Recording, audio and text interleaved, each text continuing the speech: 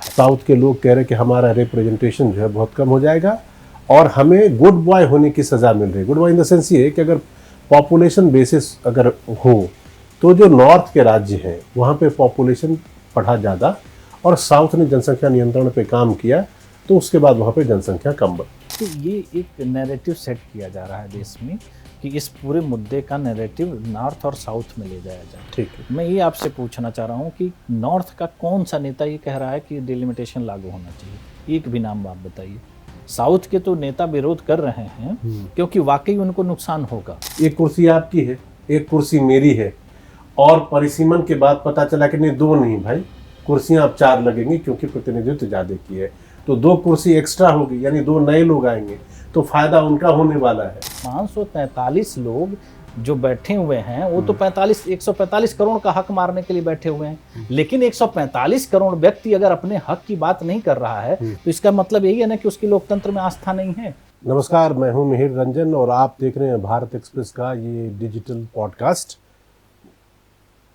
इस वक्त देश में जो सांसद हैं उनकी संख्या 543 है, लेकिन जब अगले लोकसभा चुनाव होंगे यानी कि 2029 में जो चुनाव होने की संभावना है, जो चुनाव होंगे, तो क्या लोकसभा के लिए 543 सांसदों का ही चुनाव होगा या फिर ये संख्या बदल जाएगी, 800 होगी, 900 हो सकती है या उससे भी ज़्यादा होगी, क्या कुछ हो सकता है।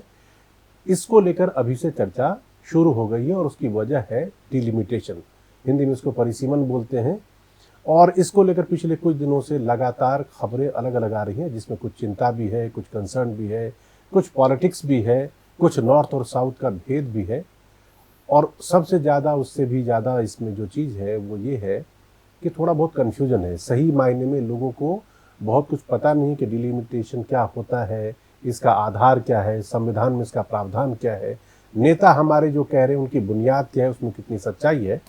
तो हमने सोचा कि क्यों ना इस बारे में बात की जाए और एक एक करके इसके सारी चीज़ों को आसान भाषा में समझा जाए ताकि आपको डिलिमिटेशन या परिसीमन के बारे में कोई कन्फ्यूजन नहीं रहे। कोई नेता जब बात करे तो आप समझ पाएंगे कि आखिर इसकी हकीकत क्या है, इसकी असलियत क्या है और वाकई कितने तक सांसद हमारे अगले चुनाव में चुने जा सकते हैं।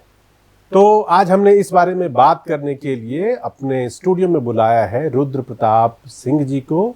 रुद्र नौजवान है जो नई पीढ़ी, नई जनरेशन जो राजनीति में जाने के बारे में सोच रही है, समाज के लिए, देश के लिए कुछ करना चाहते हैं, उसके नुमाइंदे के तौर पर आप इनको समझ सकते हैं क्योंकि हमारी जैसी आवाज़ है वैसी ही आवाज़ उनकी है। आई युवा नाम की संस्था चलाते हैं और पिछले कम से कम मैं कह सकता हूँ कि 1-1.5 साल से डिलिमिटेशन को लेकर ये एक मुखर आवाज़ के तौर पे लगातार इन्होंने अपनी बात अलग अलग मंचों पर रखी है और बताया है कि अगर डिलिमिटेशन होना चाहिए, अगर डिलिमिटेशन हो तो उसका आधार क्या होना चाहिए, किसमें देश का भला हो सकता है। ये अलग बात है कि वो उनकी अपनी निजी आवाज़ है, जो हमारे सियासतदान हैं या जो संसद में बैठे लोग हैं, जो कानून बनाते हैं, जो तय करेंगे कि डिलिमिटेशन किस तरह से होना चाहिए, कितने सांसद लड़ेंगे, वो बात उनकी अलग है। लेकिन इनकी अपनी एक राय है और बहुत आसान भाषा में आज ये आपको बताएंगे कि परिसीमन क्या होता है, इस बार कितने सांसद तक चुने जा सकते हैं। तो रुद्र जी, आपका बहुत बहुत स्वागत है भारत एक्सप्रेस के बहुत धन्यवाद। तो रुद्र जी, आजकल परिसीमन को लेकर बड़ा हो हल्ला हो रहा है, बड़ी पॉलिटिक्स और बड़े आए दिन अखबार से लेकर दूसरे जगहों पे छप रहा है। मैं चाहता हूं कि डिलिमिटेशन के बारे में आप सबसे पहले हमारे दर्शकों को समझाइए कि यह है क्या और विवाद की वजह क्यों बन रही है इस टाइम पे है। देखिए, जब हमारे देश ने अपना संविधान अपनाया तो उस समय ये व्यवस्था करी गई कि जो जनप्रतिनिधि होंगे उनकी संख्या का निर्धारण कैसे किया जाएगा।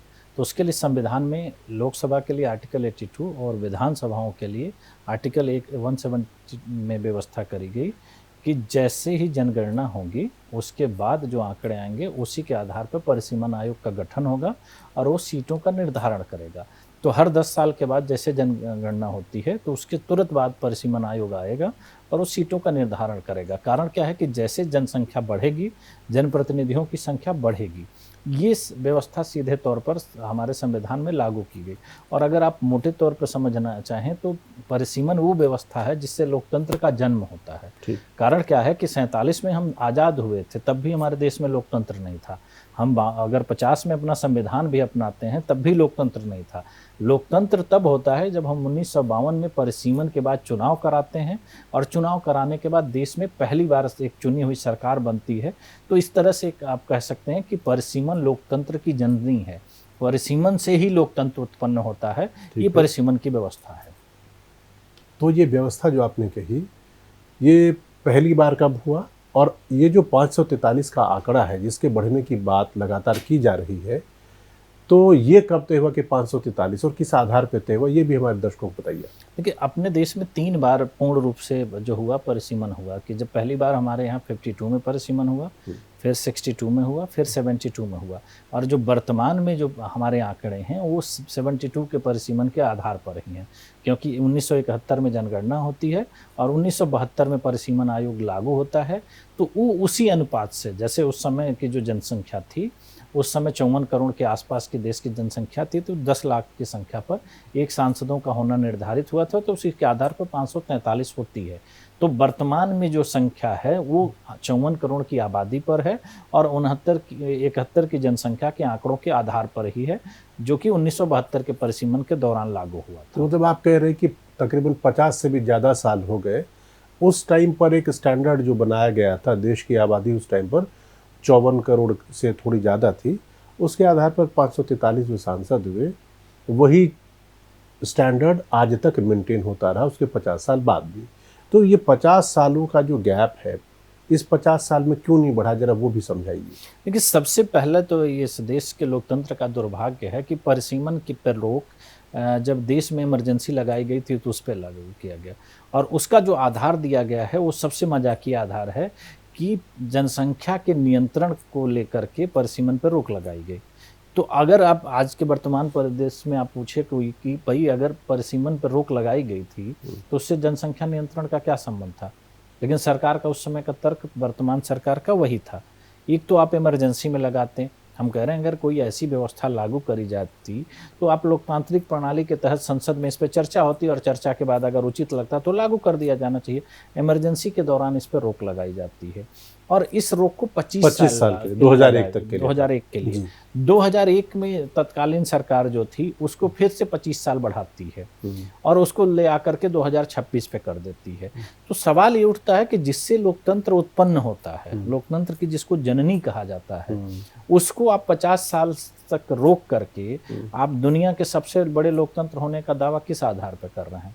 और मैं कह रहा हूं आपसे दावे के साथ कि इस पूरे मुद्दे पर पक्ष विपक्ष एक बार चर्चा करके देख ले, देश की जनता को ये बता दे कि आखिर परिसीमन पे 50 साल से रोक क्यों लगाई गई, तो देश का लोकतंत्र या देश की जनता को समझ में आ जाएगा कि इस देश की राजनीति किस दिशा में काम कर रही है। कारण क्या है कि ये पूरी तरह से एक राजनीतिक साजिश का हिस्सा था। अच्छा, अब राजनीतिक साजिश जब कह रहे हैं ना, तो मैं चाहूँगा कि सबसे पहले ये बताइए, अगर डिलिमिटेशन होता है या पहले हुआ होता है, उससे फ़ायदा किसको था, किस तरह का फ़ायदा था, और अगर नुकसान था तो किस तरह का नुकसान था? देखिए, सबसे पहले लोकतंत्र की जो आस्था होती है जनता उनके प्रतिनिधि और सरकार से होती है, यही हमारे लोकतंत्र का आधार है। और उस लोकतंत्र में अगर जनता बढ़ रही है, उसके प्रतिनिधि नहीं बढ़ रहे हैं, तो उसका भार बढ़ रहा है। क्योंकि हम सीधा तौर पे यही मानते हैं कि जो हमारे चुने हुए प्रतिनिधि होते हैं वो हमारी आवाज़ को संसद में उठाते हैं, विधानसभाओं में उठाते हैं और इसी आधार पर काम होता है। इसीलिए व्यवस्था लागू करी गई। अब जब ये संख्या नहीं बढ़ेगी तो उन पर भार बढ़ेगा। जैसे वर्तमान में इस देश में बहुत सारी ऐसी लोकसभा हैं जिसपे जनसंख्या लगभग 50 लाख से ज़्यादा है, और खास करके शहरी इलाकों को अगर आप देखेंगे तो 50 लाख की जनसंख्या पर एक सांसद हो गए, तो वो सांसद उन लोगों से कनेक्ट कैसे हो पाएंगे। तो जनता से जुड़े मुद्दे और जनता का जब संवाद सरकार से नहीं हो पाएगा तो उससे जनता का नुकसान होता है। अब आप फायदे की बात कर रहे हैं कि इससे फायदा क्यों हुआ, किसको फायदा हुआ। जो लोग राजनीति पर एकाधिकार चाहते थे, जिन्हें राजनीति में अपने ताकत को बढ़ाना था, उन लोगों ने उस आधार पर किया। और मैं आपको एक सच्चाई ये बता रहा हूं कि अगर आप देखेंगे कि राजनीति की जितनी कुरीतियां हैं वो डिलिमिटेशन पर रोक के बाद ही पैदा हुई।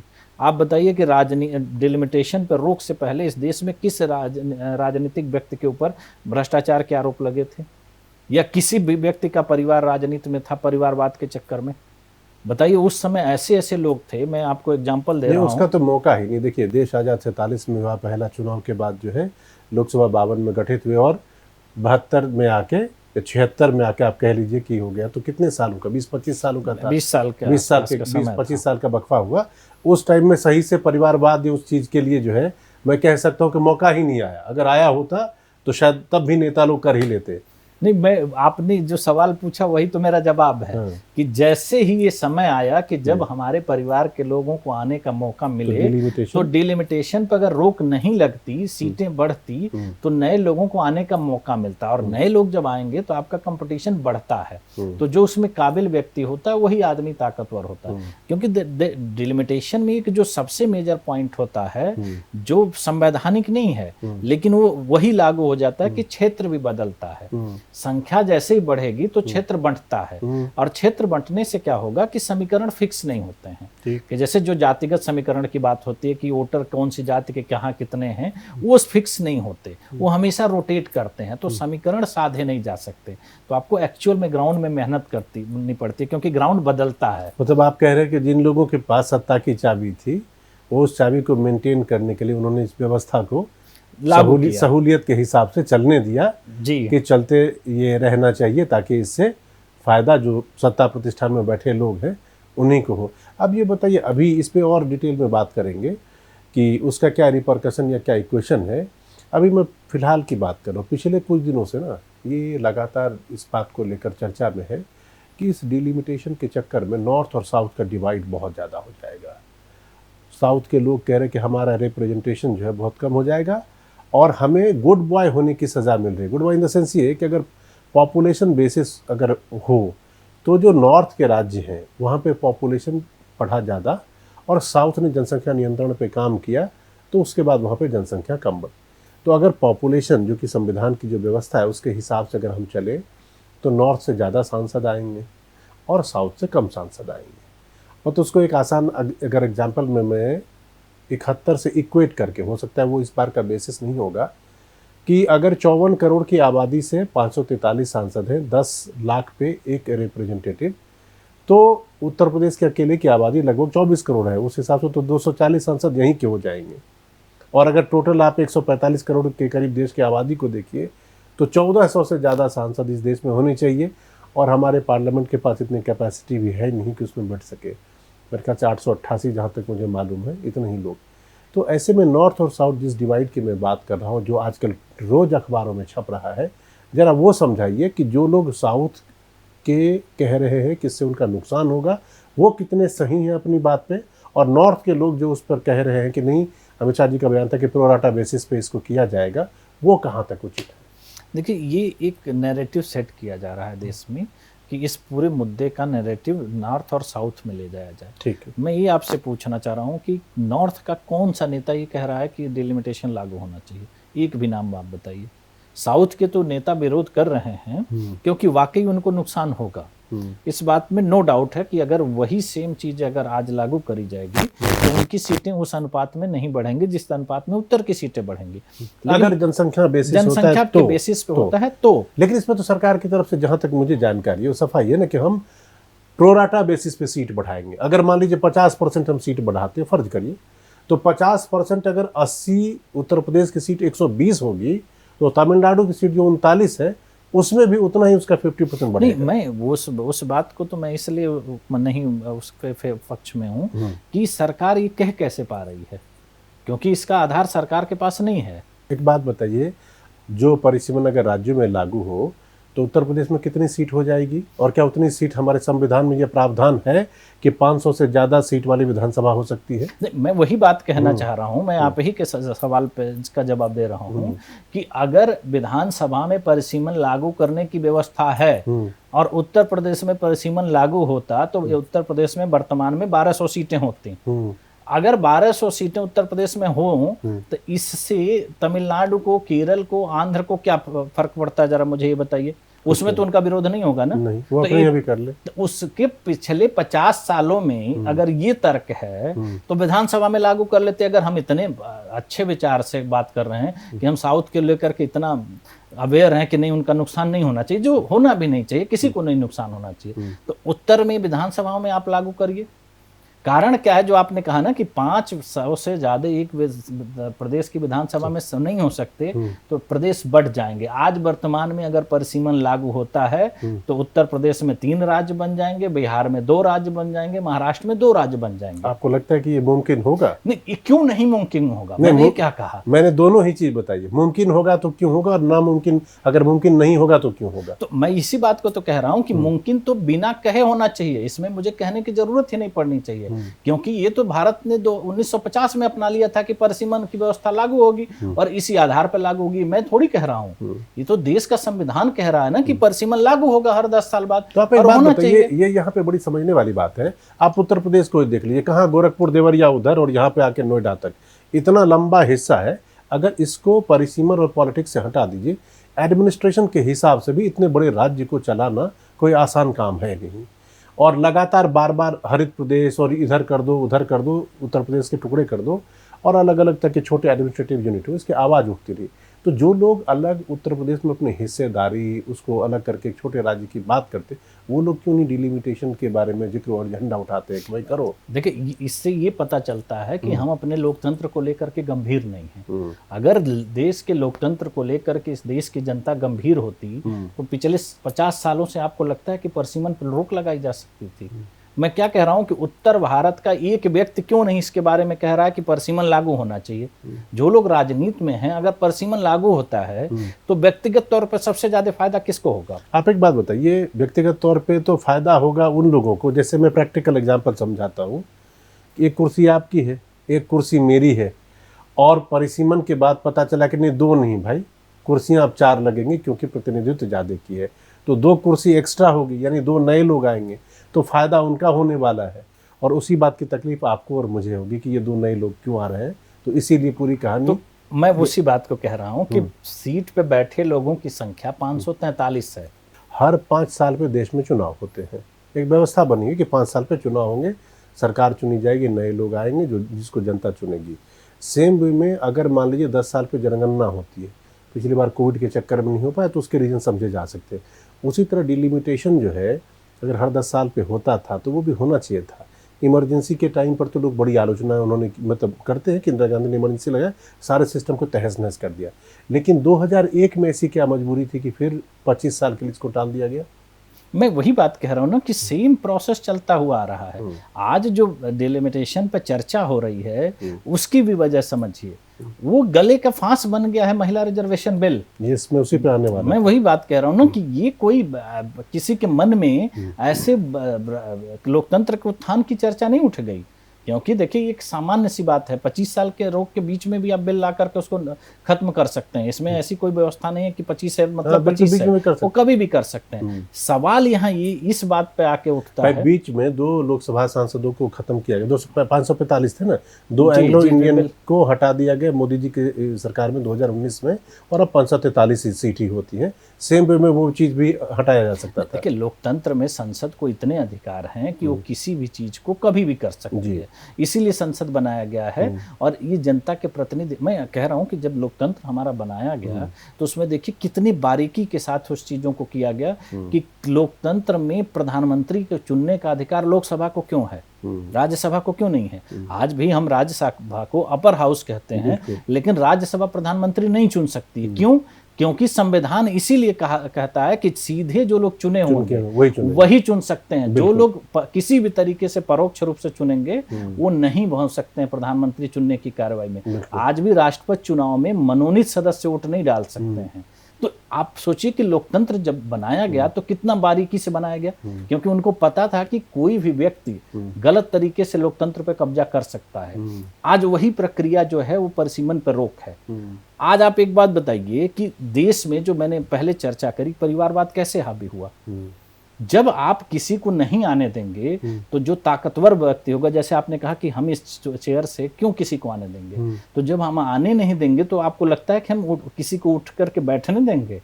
तो ये व्यवस्था इसीलिए हुई। अब आप बताइए कि जब हम प्रजातंत्र से लोकतंत्र में आ रहे हैं और उसी को अपना रहे हैं, भाई आज देश की राजनीति में इस देश में सबसे कम उम्र के प्रधानमंत्री राजीव गांधी जी हुए थे। उनके प्रधानमंत्री बनने का आधार क्या था? इंदिरा गांधी के बेटे थे, सीधे बन गए प्रधानमंत्री।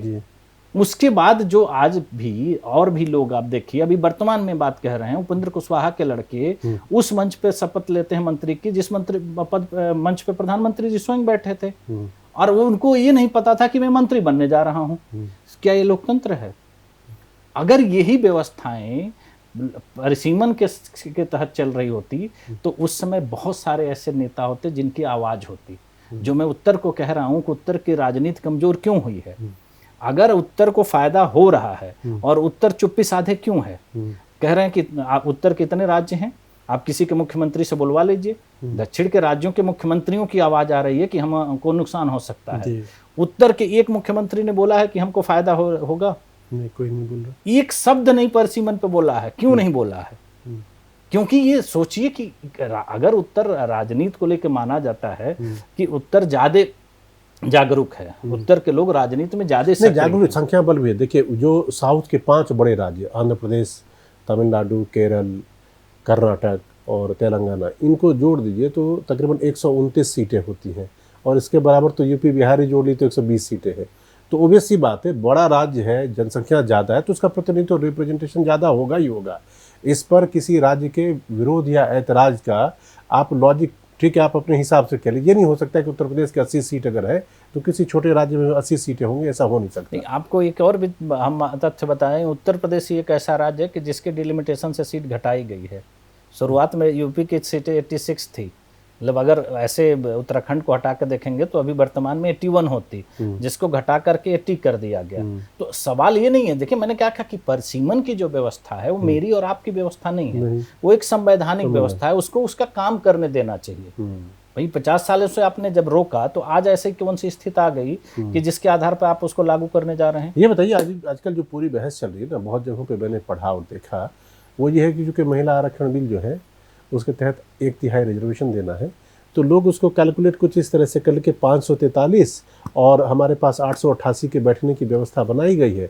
तो पूरे राजनीतिक हलकों में चर्चा इस बात को लेकर है कि 810 के करीब सीट डिलिमिटेशन के बाद तय होंगे, और उसमें 270 के करीब जो है वो महिला सांसदें होंगी। तो चूंकि रिजर्वेशन लागू हो रहा है, महिलाओं को रिप्रेजेंटेशन देना जरूरी है, तो आज के डेट में 543 में से 74 जो है महिला MP है। तो 74 की संख्या जो 270 होगी तो यहाँ तो पूरा साफ हो जाएगा ना। तो इसीलिए उनके 277 को अगर इसमें जोड़ दूं तो क्या वो गणित बन रहा है जिस चक्कर में डिलिमिटेशन जो है इतना प्रोमिनेंस में, इतनी हड़बड़ी हो रही है, इतनी जल्दबाजी है, इस तरह की तैयारी है कि इसको लागू कर ही दिया जाए, 810 तक सीट पहुँचा दिया। नहीं, उसके लिए उसका मकसद ये है कि जब सरकार ने 23 में लागू किया था महिला आरक्षण बिल, 24 में चुनाव था, तो उसने उसको बड़े जोर शोर से आपने प्रसारित किया। अब अगर 29 का चुनाव जो है आप बिना महिला रिजर्वेशन के कराएंगे तो उसका इम्पैक्ट क्या पड़ेगा? तो पब्लिक पूछेगी, कहाँ सवाल पूछे जाएंगे कि आपने ऐसा बिल पास क्यों किया जिसको लागू ही नहीं किया जा सकता। और इसको लागू करने की शर्त है परिसीमन, बिना परिसीमन के महिला आरक्षण बिल लागू नहीं किया जा सकता। और अगर परिसीमन लागू होगा तो महिला आरक्षण बिल केवल लागू नहीं होगा, वो सबसे पहले सीटों की संख्या बढ़ाई जाएगी, क्षेत्र उसके बदले जाएंगे, उसके बाद रिजर्वेशन में वो सीटें निर्धारित करी जाएंगी कि महिलाओं के लिए कौन सी है। मैं यही कह रहा हूं ना कि इस देश की राजनीति और इस देश में एक नैरेटिव सेट होने की एक परंपरा है। अपना जो संसद भवन है वो हमारे ख्याल से 23 या 24 में पिछले लोकसभा के दौरान उसको बनाया गया, और बनाने का काम हमको लग रहा है 19 के बाद शुरू हुआ। मोदी जी के राज्य। आपने कैसे सोच लिया कि 888 सीट ही होगी? नहीं, जो कहा जा रहा है नहीं, मैंने वही कहा ना कि ये बनाने से बैठने पहले नहीं, सीट की नहीं, वहां पर जो बैठने का इंतजाम किया गया वो 888 लोगों का है। क्यों किया गया 888? मैं उस पर भी आ रहा हूँ। पहले तो आपने 888 किया, मैं आप इस बात को मान लिया कि 820 10 सीटें, 815 या 820 सीटें होंगी। ये संसद भवन कितने समय तक चलेगा? कब तक नया बन जाएगा? 30 40 50 साल तो 50 साल तो कम से कम उम्मीद चलना चाहिए। जी बिल्कुल। हर 10 साल बाद फिर परिसीमन होगा, फिर सीटें बढ़ेंगी। नहीं तो जैसे आप भी कह रहे हैं कि हर 10 साल बाद होगा। हाँ। अभी 50 साल के बाद हो रहा है, तो हो सकता है 20 साल बाद अगले नहीं, वो नहीं हो सकता है, आपको रोकना पड़ेगा। हाँ, तो रोक दिया जाएगा। मैं यही कह रहा हूँ ना, तो जब आप, इसका मतलब है कि आप मेंटली तौर पे भाई इसके लिए तो देखिए चीजों में, व्यवस्था में बदलाव हो और जो संस्थागत या संवैधानिक तरीके से चीजें वैसे चलती रहे, उसके लिए सबसे जरूरी चीज जो है वो है पॉलिटिकल इंटेंट। कि जो सबसे बड़ी चर्चा का विषय है देश में, दलित राजनीति। दलित राजनीति, दलित और महिला दोनों की बात ठीक है। दलित राजनीति की जो बात होती है, दलितों की बात, और पिछले कुछ समय से आपने देखा होगा कि बाबा साहब भीमराव अंबेडकर को लेकर के बहुत चर्चा हुई, उनका बहुत सम्मान किया गया इस देश की हर राजनीतिक पार्टियों द्वारा। उतना उनके जीवित रहते मुझे नहीं लग रहा है कि हुआ होगा जितना कुछ वर्तमान समय में आजकल हुआ है। केवल रिजर्वेशन SC ST को प्राप्त है राजनीति में आज भी वर्तमान में, और SC ST का जो रिजर्वेशन है जनसंख्या के अनुपात में है। हर विधानसभा में जिस प्रदेश में SC ST की जितनी जनसंख्या है उनकी सीटें उसी अनुपात में निर्धारित हैं। पूरे भारत में जिस रेशियो में दलितों की सीट संख्या है अभी 131 सीट रिजर्व है। अगर परिसीमन लगातार हो रहा होता और 1450 सीटें होती, जो आंकड़े हैं, मैं अपने कल्पना से नहीं कह रहा हूँ, 10 लाख पे थे तो उसी हिसाब से 1450 होते, तो दलितों के जो सांसदों की संख्या या विधानसभा में उनके प्रतिनिधियों की संख्या बढ़ती या नहीं बढ़ती? बिल्कुल बढ़ती। तो हम रिजर्वेशन की बात मांग रहे हैं कि हमारे पास सेक्रेटरी कितने हैं, हमारे पास कौन से पद पर कितने लोग दलित हैं, जब हम अपने यहाँ 200 से ज्यादा सांसद हो सकते थे उनको नहीं बनने दे रहे हैं, तो आप दलित चिंतक बने घूम रहे हैं। क्यों? इसकी वजह ये है क्योंकि उस पे सबसे ज्यादा परिवारवाद है। दलित राजनीति करने वाले जो लोग दलितों के नुमाइंदे हैं, और उसका मैं एक लाइव एग्जांपल के तौर पे आपको बता रहा हूं कि दलित राजनीति के सबसे बड़े चेहरा बहन मायावती जी हैं। वो मुख्यमंत्री रहीं, एक समय में वो राष्ट्रीय पार्टी थी, हर प्रदेश में उनकी संगठन और सरकारें थी। आज वर्तमान में उनके व्यक्तिगत स्वार्थ के कारण राज्यसभा और लोकसभा में बसपा का प्रतिनिधित्व शून्य हो गया। व्यक्तिगत कारण, क्योंकि उन्होंने किसी व्यक्ति को नेता नहीं बनने दिया। तो इसका प्रभाव क्या पड़ा दलित राजनीति पर, आज बताइए। जो व्यक्ति उनके बीच से आज से 30-35 साल पहले खुद के दम पर पूर्ण बहुमत की सरकार बना के मुख्यमंत्री बन सकता था, बहुत दबदबा होता था उनका राजनीति में, उनके प्रतिनिधित्व लोकसभा और राज्यसभा में शून्य हो जाए तो ये असर पड़ता है कि नहीं? तो सवाल सबसे बड़ा ये होता है कि व्यक्तिगत स्वार्थ आज के डेट में सबसे ऊपर हो गए हैं। न समाज की बात हो रही है, न लोगों के हितों की बात हो रही है, और वो उस जगह पे बैठे लोग कर रहे हैं जो लोग देश की सर्वोच्च संस्था में हैं। भाई संविधान बनाने का काम किसका है? संविधान को संरक्षित करने का काम किसका है? वही लोग संविधान को ही सबसे बड़े ताक पर रख करके घूम रहे हैं ना। और आप एक नैरेटिव चला रहे हो कि उत्तर दक्षिण को की नाराजगी है और इतनी सीटें हो रही हैं। जो चीज हो नहीं रही है, जब तक आयोग का गठन नहीं होगा, आयोग अपनी सिफारिशें नहीं करेगा, उसका काम ही यही होता है, सबसे मिलेगा, बात करेगा। आपका काम सिर्फ ये है कि आप ये कहिए कि परिसीमन लागू होगा, परिसीमन को हम रोक नहीं रहे हैं, वही काम आपका है। आप पहले लोगों का माइंडसेट क्लियर कर रहे हैं कि नहीं इतनी सीट हो रही, आप एहसान कर रहे हैं।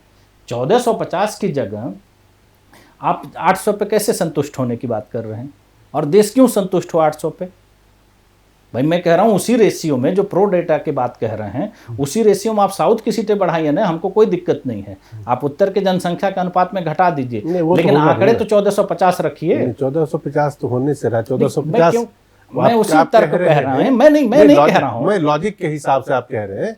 लेकिन बात है कि 1450 अगर चुन लिए जाएंगे तो बैठेंगे कहाँ पे? मुझे जो इस पूरे आप कह लीजिए प्रकरण में, पूरे इस एपिसोड में जो सबसे बड़ा विनर नजर आ रहा है वो महिलाएं हैं। देखिए अगली बार जैसे डिलिमिटेशन होगा तो महिलाओं को 1/3 मिलेगा, और जो भी 74-75 के आसपास से कम 200-250 सांसद महिला दिखाई देंगी। एक सवाल इसमें बड़ा पर्टिनेंट है, वो ये है कि इस बीच में खास तौर पे चर्चा बार बार इस बात को लेकर होती रही कि महिलाओं को राजनीति में बड़े सारे कॉम्प्रोमाइज़ करने पड़ते हैं आगे बढ़ने के लिए।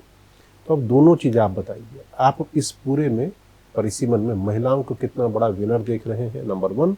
दूसरी बात, अभी जो ये चर्चा बीच बीच में हो जाती है कि उनको कॉम्प्रोमाइज़ करने पड़ते हैं आगे बढ़ने के लिए, बड़े सारे मेहनत उनको बाकियों से ज़्यादा करना पड़ता है, फिर भी उनको ड्यू नहीं मिलता, उसमें उनको कितनी आसानी हो जाएगी? देखिए दोनों तरफ से विन विन सिचुएशन में है। जैसे सीटें बढ़ेंगी तो उनका रिप्रेजेंटेशन बढ़ेगा। बिल्कुल। जैसे हम बार बार, चाहे अभी राज्यसभा का आप चुनाव देख लीजिए, वर्तमान में सिर्फ एकमात्र ऐसी पार्टी है TMC कि जो अब संख्या के आधार पर राज्यसभा और लोकसभा में उसके सबसे ज्यादा रिप्रेजेंटेटिव हैं महिलाएं। बिल्कुल।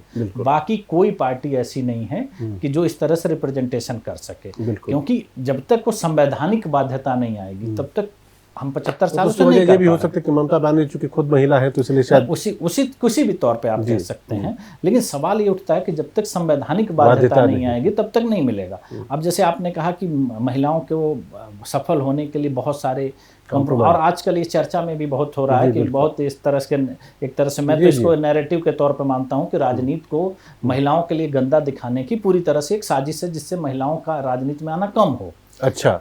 ये पूरी तरह से आप देख लीजिए। आप एक बात बताइए कि मैं एक पर्सनल सा सवाल मेरा आपसे है कि जिस फील्ड में आप हैं और अगर वो फील्ड में गंदगी है तो क्या अपने बच्चों को आप उसमें आने देंगे?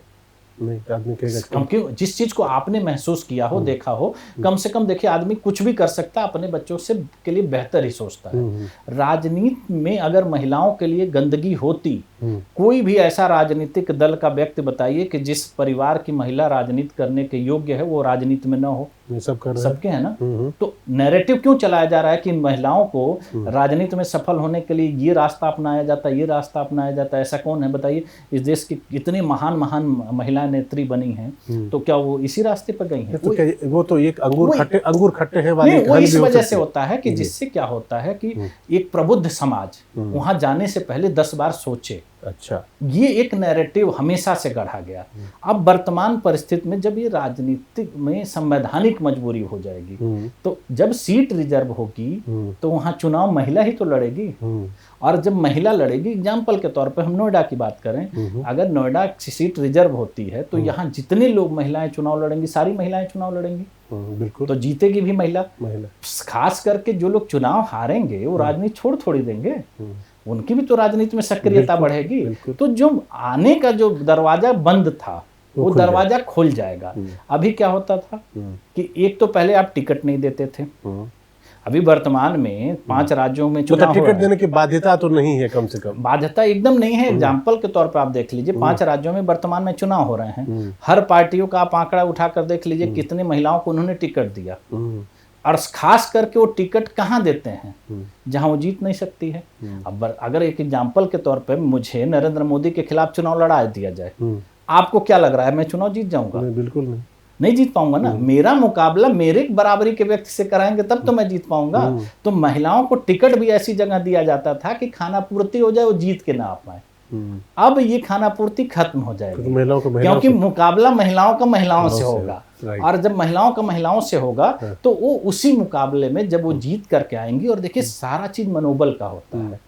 मनोबल का इसलिए होता है कि जब वो अपने जैसे लोगों को आगे बढ़ते देखते हैं तो उनके अंदर वो विश्वास पैदा होता है। आपको मैं इसमें एग्जांपल के तौर पर मैं आपको बीच में रोक के बताऊं, आपका ये पॉडकास्ट जो महिलाओं को जरूर देखना चाहिए, खास तौर पे जो पॉलिटिक्स में एक्टिव हैं और उनकी कुछ महत्वाकांक्षा है कि आगे चल के वो भी बड़ी नेता बने, कहीं से MP बने, कहीं से MLA बने, क्योंकि इसमें इतनी पॉजिटिव बातें ये बता रहे हैं, वो आप सबके लिए थोड़ा सा इंस्पिरेशन या थोड़ा सा एनर्जी देने, पॉजिटिव एनर्जी देने का काम। जी, अगली विनर जो है 2029 के चुनाव में अगर सिग्निफिकेंट फायदा किसी को अभी से अगर हम लोग देखें तो वो एक वही महिलाएं हैं और दूसरा SC/ST समाज है, जिसको कि उसमें बहुत कुछ एक्स्ट्रा हासिल होने। तीसरा जो सबसे बड़ा है, जो जिसको आप संवैधानिक तरीके से या रिजर्व नहीं कह सकते हैं, युवाओं को फायदा होगा, क्योंकि जो बढ़ी सीटें होंगी, क्योंकि देखिए जो सीटें बढ़ी हैं तो इसका मतलब वो है कि जो लोग पद पे नहीं हैं वही लोग लड़ेंगे, तो नए युवाओं को अवसर मिलेगा। और युवा का मतलब जब बात होती है तो युवा का मतलब सिर्फ